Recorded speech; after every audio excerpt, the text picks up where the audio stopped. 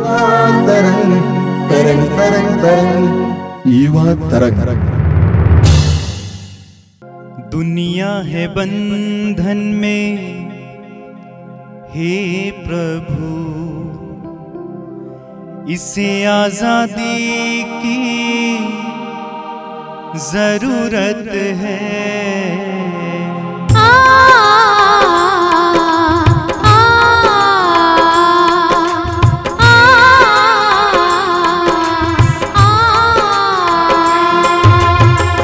दुनिया है बंधन में हे प्रभु, इसे आजादी की जरूरत है।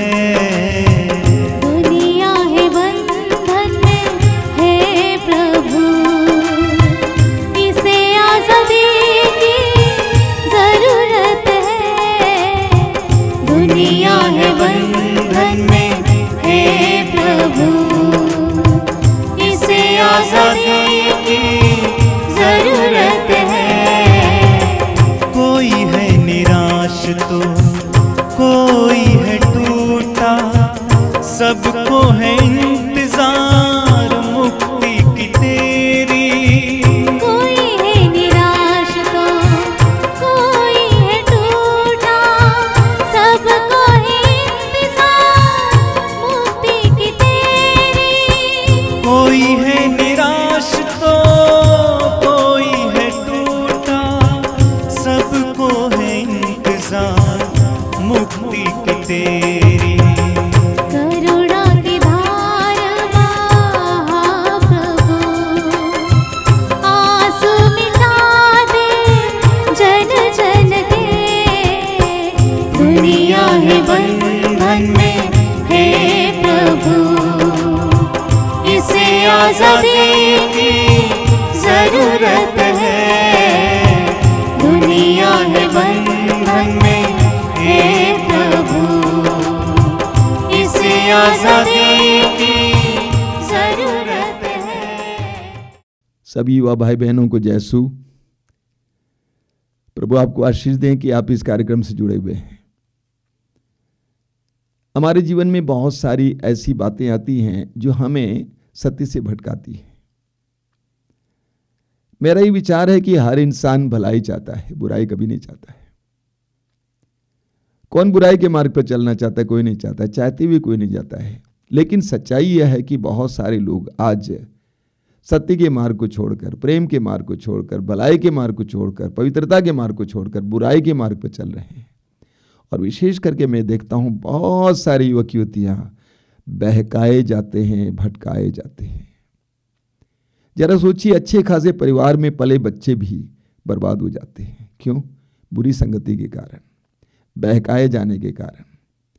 इस संसार में हमें बहकाने वाली बहुत सारी शक्तियां हैं और शैतान का यही काम रहता है, हमें बहकाना।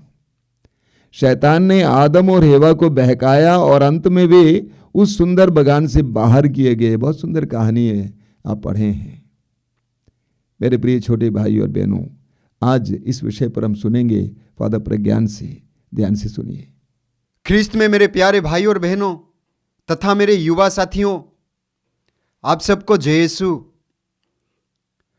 हम जानते हैं कि मनुष्य के चाहत का कोई सीमा नहीं होता, ना उसके लालच का कोई अंत होता है। और यही कारण है कि मनुष्य बहकावे में आ जाता है। बहकावे में आना युवक युवतियों के लिए बहुत आसान है। उनके बारे में कुछ बोल देते हैं, उनको चिढ़ा देते हैं तो वो लोग जल्दी चढ़ जाते हैं। इसीलिए युवक युवतियां जल्दी बहकावे में आ जाते हैं और यही कारण है कि उनको परेशानियों का सामना करना पड़ता है। मैं एक युवक को जानता हूं, एक भाई को जानता हूं, जो एक लड़की से बेहद प्यार करता था। जब वो पढ़ाई कर रहा था तब से वो लड़की को प्यार करता था। धीरे धीरे जब उनके मम्मी पापा को पता चला, मम्मी पापा उनको समझाने की कोशिश की उस लड़की से दूर रहने के लिए उनको समझाने की कोशिश किया, लेकिन लड़का किसी की नहीं सुना। जब वो कॉलेज में पढ़ने के लिए गया तब भी प्यार करना नहीं छोड़ा। धीरे धीरे लड़का का नौकरी हो गया, जितना भी पैसा कमाता था लड़की को देता था। पहले हजारों रुपए में देना शुरू किया, धीरे धीरे लाखों लड़की को देना शुरू किया। जब यह बात उनके रिश्तेदारों को पता चला, उन्होंने भी समझाने की कोशिश की, लेकिन लड़का उस लड़की का प्यार में इतना पागल था कि सब कुछ पैसा उस लड़की के पीछे छोड़ दिया। धीरे धीरे लड़का लड़की से शादी करने के लिए कहा और लड़की उनको कहती थी शादी करेंगे शादी करेंगे, लेकिन लड़का का बात में ध्यान नहीं देती थी।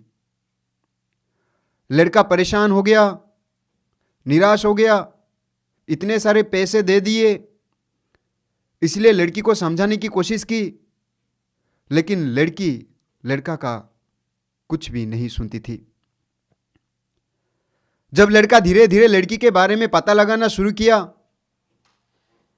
तब धीरे धीरे उनको पता चला कि लड़की रेड लाइन एरिया में काम करती है। लड़का टूट गया, परेशान हो गया, क्योंकि वो उस लड़की से बहुत प्यार कर रहा था, बेहद प्यार कर रहा था, और यही कारण है कि अपनी कमाई का सब कुछ लड़की को देता था। लेकिन जब उनको पता चला तब तक सब कुछ खत्म हो चुका था, और लड़की साफ साफ लड़का से मना कर दी, इनकार कर दी कि मैं तुमसे शादी नहीं करूंगी। तब लड़का को समझ में आया,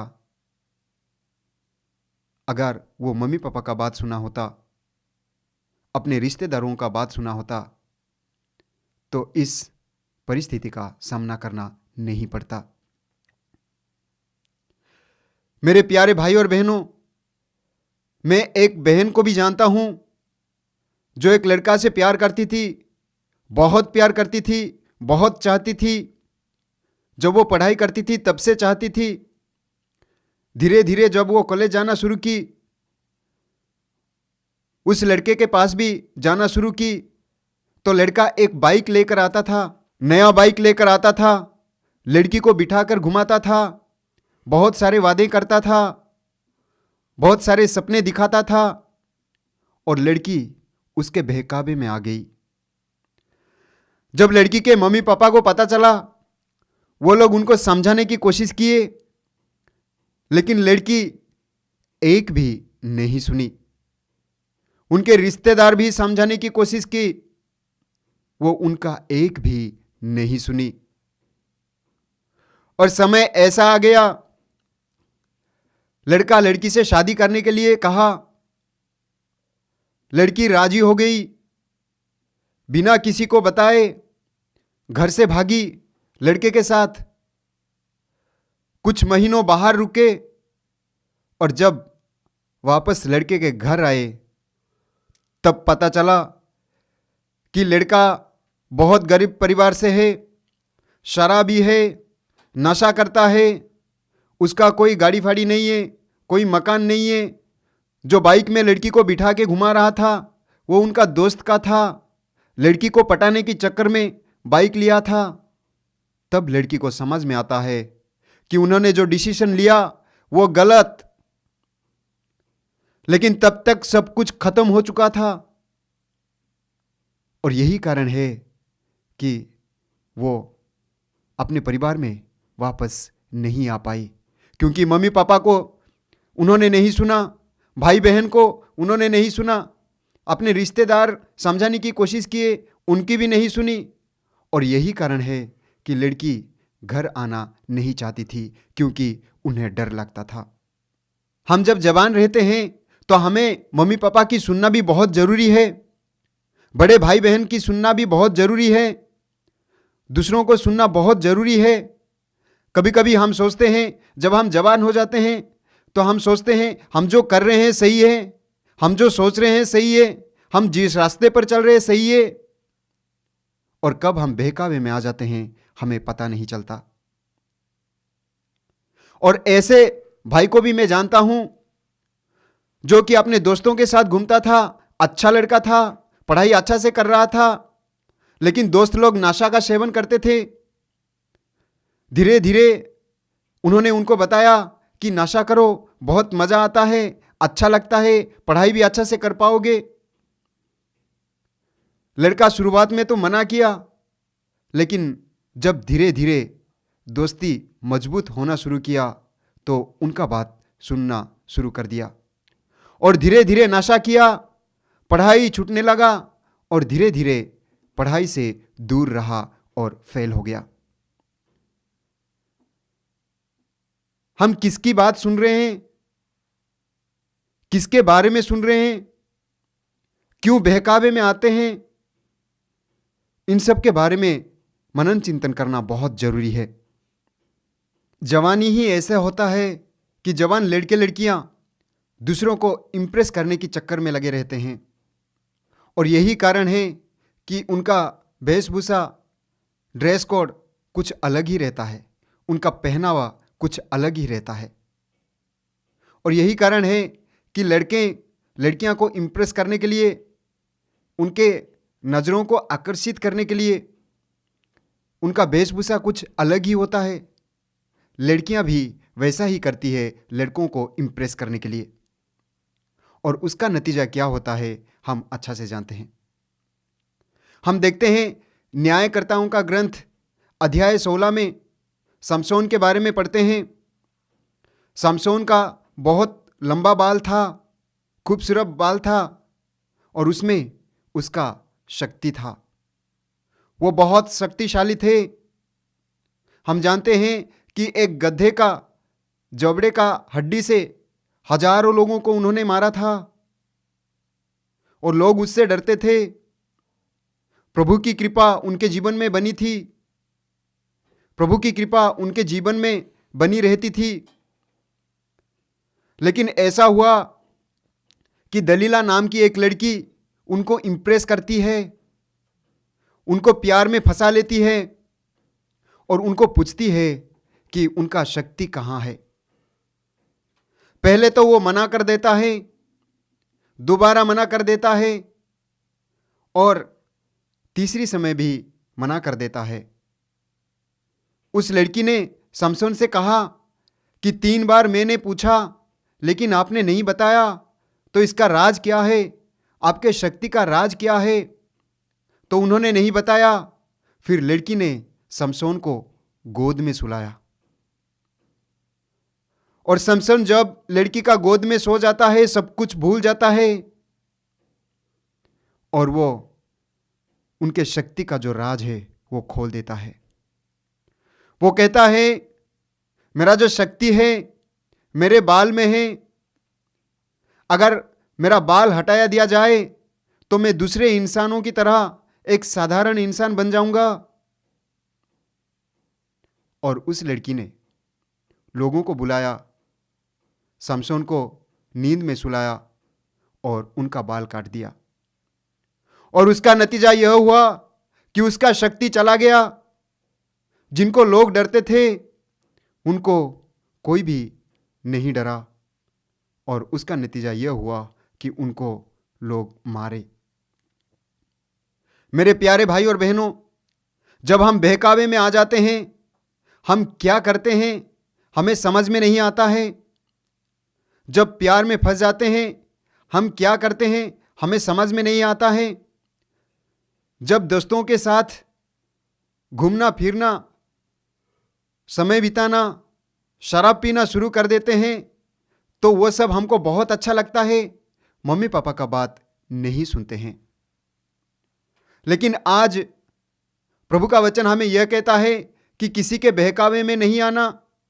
हम देखते हैं कुरिन्थियों के नाम संत पौलुस का दूसरा पत्र में लिखते हैं, अध्याय 11 पद संख्या 3 में वो लिखते हैं, जिस प्रकार सांप ने अपनी धूर्तता से हवा को धोखा दिया था, उसी प्रकार आप लोगों का मन भी ना बहका दिया जाए।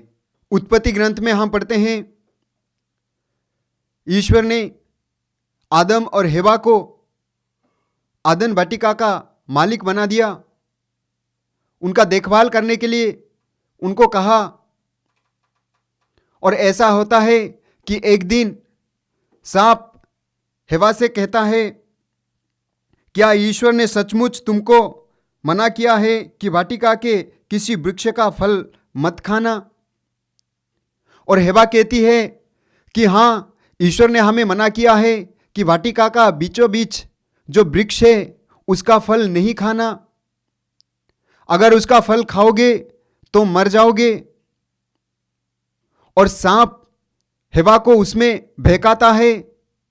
सांप कहता है, ऐसी बात नहीं है, बात और कुछ है। यदि तुम इस वाटिका के बीचों बीच जो वृक्ष है उसका फल खाओगे तो तुम्हारी आंखें खुल जाएंगी, तुम्हारे बुद्धि खुल जाएगा और तुम ईश्वर के सदृश बन जाओगे। और इसलिए यह फल खाना है। और हेवा को लगता है कि सचमुच हम ईश्वर के सदृश बन जाएंगे, तो वो सांप के बहकावे में आ जाती है और उस फल को खा लेती है और अपने पति आदम को भी देती है। और हम जानते हैं कि उसका नतीजा क्या होता है। उसका नतीजा यह होता है कि सारे मानव जाति को आदि पाप से गुजरना पड़ता है। मेरे प्यारे भाई और बहनों, यदि हम अपने आप में अवेयर नहीं रहेंगे तो हमें ऐसे परिस्थितियों का सामना करना पड़ेगा। बहकावे में हम नहीं आ सकते हैं अगर हमारा रिश्ता ईश्वर के साथ मजबूत हो। बहकावे में हम नहीं पड़ सकते अगर हम ईश्वर पर भरोसा रखते हैं, बड़ों की बात सुनते हैं, मम्मी पापा की बात सुनते हैं। हम देखते हैं मत्ती का सुसमाचार में अध्याय 4 में प्रभु यीशु 40 दिन 40 रात उपवास करने के बाद जब शैतान प्रभु यीशु के पास आते हैं और उनको परीक्षा में डालने की कोशिश करते हैं तो प्रभु यीशु परीक्षा में नहीं पड़ते हैं। पहले शैतान ने कहा प्रभु यीशु से कि इस पत्थर को रोटी बनाओ और खाओ, जिससे तुम्हारे भूख प्यास मिट जाएगा। और प्रभु यीशु शैतान से कहते हैं मत्ती के सुसमाचार अध्याय 4 पद संख्या 4 में कि मनुष्य केवल रोटी से नहीं जीता बल्कि ईश्वर के मुख से निकले हर एक वचन से जीता है। और फिर शैतान प्रभु यीशु को एक मंदिर के ऊपर लेकर जाता है और कहता है नीचे कूदो, यदि तुम नीचे कूदोगे प्रभु का दूत तुम्हें संभालेंगे, तुम्हें चोट ना लगेगा। और प्रभु यीशु कहते हैं कि अपने ईश्वर का कभी परीक्षा मत लो। फिर भी शैतान ने प्रभु यीशु को नहीं छोड़ा और शैतान प्रभु यीशु को ऊंचे पहाड़ों पर ले जाता है और पूरे पृथ्वी को विश्व को दिखाता है और कहता है दंडवत कर मेरी आराधना करो और ये सब मैं तुम्हें दे दूंगा। और प्रभु यीशु जानता है कि यह सब शैतान का नहीं है बल्कि अपने पिता का है। इसलिए प्रभु यीशु डांट कर उसका सामना करता है, कहता है भाग जाओ शैतान, हट जाओ शैतान। हम बहकावे में नहीं पड़ेंगे अगर हम प्रभु पर विश्वास रखेंगे। जिस तरह प्रभु यीशु का पूरा भरोसा अपने पिता पर था और यही कारण है वो शैतान के बहकावे में नहीं आए। अगर हम प्रभु पर विश्वास करेंगे, प्रभु को अपना पहला जगह देंगे, प्रभु को अपना सब कुछ मानेंगे तो हम बहकावे में नहीं पड़ेंगे। आइए हम अपने गुरु, अपने ईश्वर प्रभु यीशु से सीखें,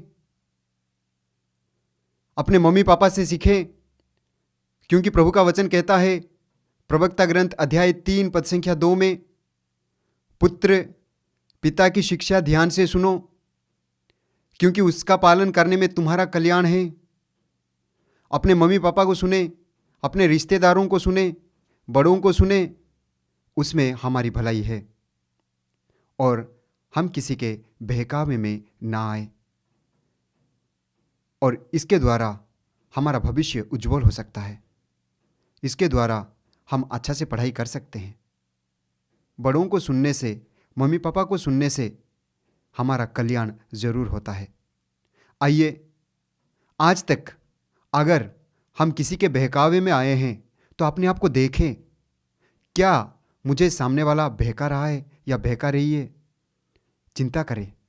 अगर वो बहका रहा है या बहका रही है तो उनसे दूर रहने के लिए कोशिश करें और ईश्वर पर भरोसा रखें।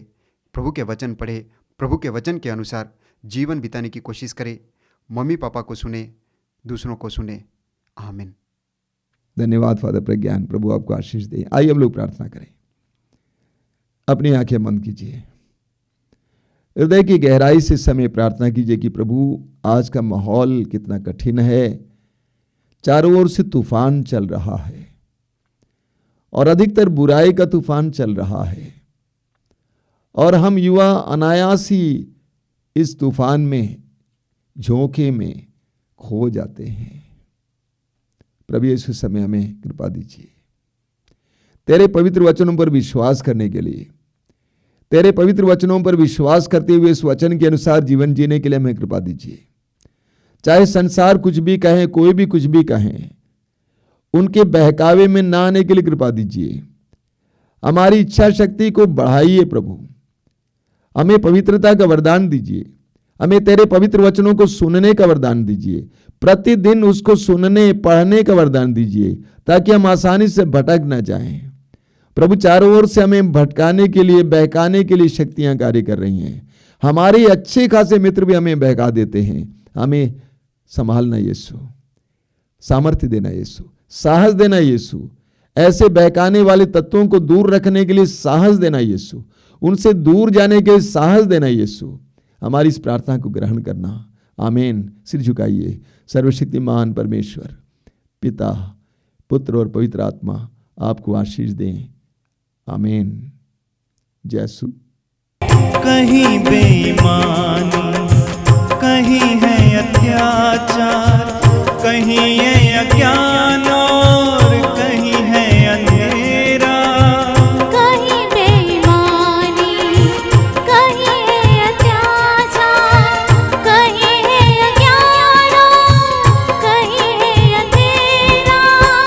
कहीं बेईमानी, कहीं है अत्याचार, कहीं है अज्ञान और कहीं है अंधेरा। सत्य की ज्योति दिखा प्रभु, भर दे उजाला मन मन में। दुनिया है बंधन में हे प्रभु, इसे आजादी की जरूरत है। दुनिया है बंधन में हे प्रभु, इसे आजादी की जरूरत है। मुझको बना ले अपना साधन, बनूं तेरे प्रेम और शांति का वाहन। मुझको बना ले अपना साधन, बनो तेरे प्रेम और शांति का वाहन। मुझको बना ले अपना साधन, बनूं तेरे प्रेम और शांति का वाहन।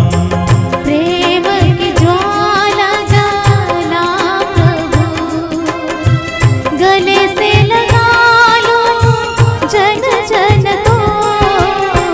दुनिया है बंधन में हे प्रभु, इसे आजादी की जरूरत है।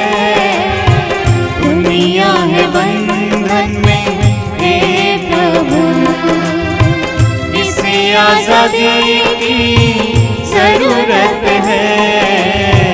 दुनिया है बंधन में हे प्रभु, इसे आजादी की